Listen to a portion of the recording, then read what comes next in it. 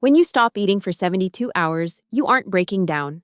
You are flipping a sequence of switches your body has had ready since the Stone Age. Most people never get past hour 16. They quit right before the machinery gets interesting. Today we are walking through the full 72-hour timeline, hour by hour, so you can understand exactly what your body is doing at each stage.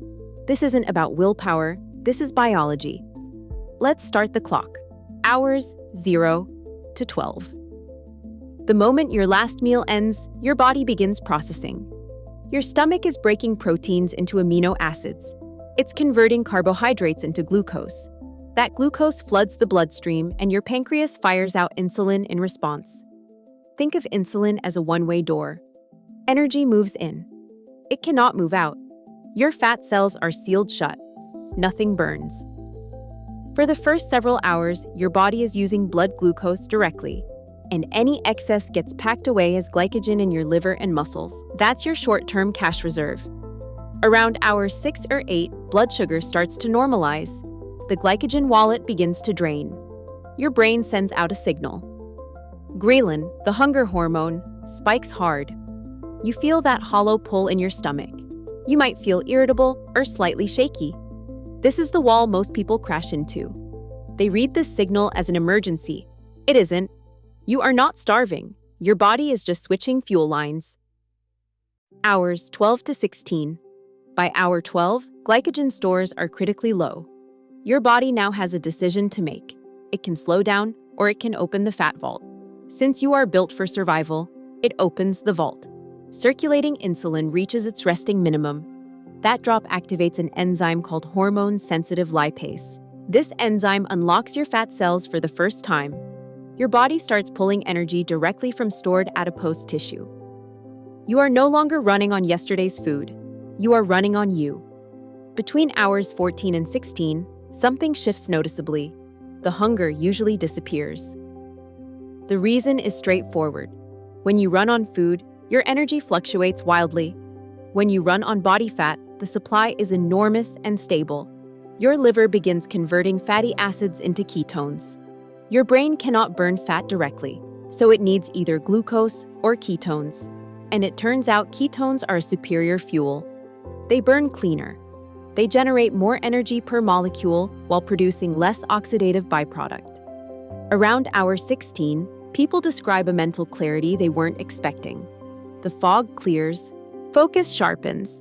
A hungry human who became slow and confused would not survive a hunt. Hours 16 to 24. This is where the process becomes genuinely remarkable. At around hour 18, autophagy kicks in at a measurable level. Autophagy literally means self-eating. Your cells begin hunting for damaged components, broken mitochondria, misfolded proteins, cellular debris that has been accumulating for years. Your body creates a membrane around this material, dissolves it, and recycles it into fresh amino acids. This is deep cellular repair. It's the closest biological process we have to internal renovation. When you eat constantly, autophagy never fully activates. The cleaning crew never gets a shift. By pushing into hour 20, autophagy is running hard. And here is where the muscle myth comes in. Skeptics say the body must be eating muscle at this stage. This is physiologically backwards. At hour 20, your body releases human growth hormone, HGH, specifically to prevent that. Studies show HGH can spike by 1,300% to 2,000% during extended fasting. HGH is a muscle-preserving hormone. It tells your metabolism to burn fat reserves and leave lean tissue alone. Your body is not going to burn the furniture when there's a full shed of firewood available. Hours 24 to 36. You have now crossed into day 2. Most people have never been here. This is new territory for the modern human body, and the changes at this stage are significant. Autophagy is now running at full intensity. Research suggests peak autophagic activity occurs somewhere between hours 24 and 48. Your cells are clearing out misfolded proteins linked to neurodegenerative conditions. They're dismantling dysfunctional mitochondria and building replacements. This is why longer fasts are associated with improvements in cognitive clarity and joint inflammation. You are physically removing cellular garbage that normal daily eating never allows the body to process. Your ketone levels are now high enough that your brain is running almost entirely on them. Many people report that day 2 feels better than day 1. The headache from the transition is gone. Energy is steady. Mental focus is sharp. Your body has fully committed to fat metabolism, and the system is running cleanly.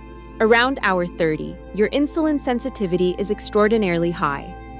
Think of your cells at this point like a completely dry sponge. They are primed to absorb. Your gut lining has had extended rest from digestive work. Inflammation in the intestinal wall begins to quiet down. The bacteria in your gut that thrive on constant sugar have been starved back. The more resilient bacterial populations remain. Your microbiome is shifting. This is one of the less discussed benefits of extended fasting. It isn't just about fat burning. It's a full system reset at the cellular and microbial level. Hours 36 to 48. By the second day, your body has made a full metabolic commitment. Glucose-dependent pathways have scaled back. Ketone production is high and efficient. Your liver has adapted. Your brain has adapted. Blood pressure often drops slightly as insulin levels remain low, and your kidneys release excess sodium and water. This is why electrolyte management matters deeply at this stage. When insulin drops, the kidneys flush sodium. You need to replace it. A pinch of sea salt in water during this phase can prevent the headache and muscle cramping that knock people off track. Magnesium and potassium matter here too. These are the minerals that regulate nerve and muscle function. Without them, fatigue sets in fast and people wrongly blame the fast itself. Growth hormone remains elevated throughout this window. Your body is actively protecting lean mass. Some research suggests protein synthesis pathways called mTOR temporarily downregulate during fasting, which allows for deeper autophagy. When you refeed, mTOR reactivates strongly and the building process accelerates. This is the reason extended fasting followed by high-quality protein refeeding can drive muscle repair and growth more efficiently than constant feeding ever could. The system needs an off-cycle to reset its sensitivity. Hours 48 to 60. You are now approaching the third day. Stem cell regeneration begins to show up in the research at this stage. Studies from the University of Southern California found that prolonged fasting triggers the regeneration of immune cells. Old and damaged immune cells are cleared out through autophagy. Stem cells activate to produce fresh replacements. Your immune system is, in a real sense, being rebuilt from the inside. This isn't metaphor. This is documented cellular biology. Your white blood cell count may actually dip during the fast as old cells are cleared, then recover with fresher, more functional cells after refeeding. This cycle of breakdown and rebuilding is exactly what your biology was designed for. By hour 54 or so, fat oxidation is at its peak efficiency. Your body has been running on stored fat for over 40 hours. Visceral fat, the dangerous fat stored around your organs, is being prioritized as a fuel source. This type of fat is metabolically active and strongly linked to cardiovascular and metabolic disease. A 72-hour fast targets it aggressively in a way that short-term calorie restriction simply does not. Your triglyceride levels are dropping. Your LDL particle size is shifting toward the larger, less dangerous pattern. These are measurable changes happening inside you in real time. Hours 60 to 72. The final stretch. By now, your body has fully adapted.